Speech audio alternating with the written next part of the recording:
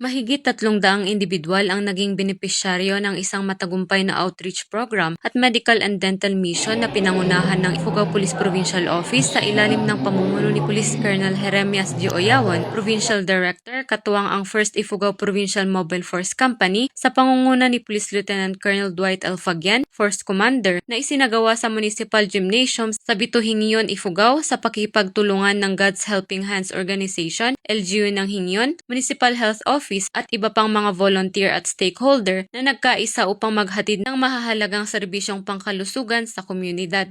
Kabilang sa mga serbisyong ipinagkaloob sa mga benepisyaryo, ang libreng konsultasyong medical at dental, minor surgery para sa mga cyst o bukol, physical therapy assessment, cervical cancer screening, blood donation, at pagpaparehistro sa PhilHealth. Nagkaroon din ng pamamahagi ng libreng gamot at reading glasses mula sa mga benefactor. Bukod dito, nagbigay rin ng libreng gupit ang mga tauhan ng 1st Ifugao MFC at PNP Special Action Force bilang bahagi ng kanilang advokasya sa pagpapatupad ng personal na kalinisan at pagpapataas ng kumpiyansa sa sarili ng mga miyembro ng komunidad. Samantala, naghatid din ng saya ang mga tauhan ng 1st Ifugao PMFC sa mga mag-aaral ng Bito Elementary School sa pamamagitan ng isang community outreach program. Kabuo ang 40 estudyante ang nabigyan ng school supplies at mga special na regalo habang nakibahagi sa iba't ibang masasayang laro at interaktibong aktibidad. Ang matagumpay na pagsasakatuparan ng inisyatibong ito ay sumasailalim sa matatag na pangako ng Ifugao PNP na maghatid ng serbisyong may malasakit at nakatuon sa kapakanan ng mamamayan. Higit sa lahat, pinatutunayan nito ang kahalagahan ng pagkakaisa at pakikipagtulungan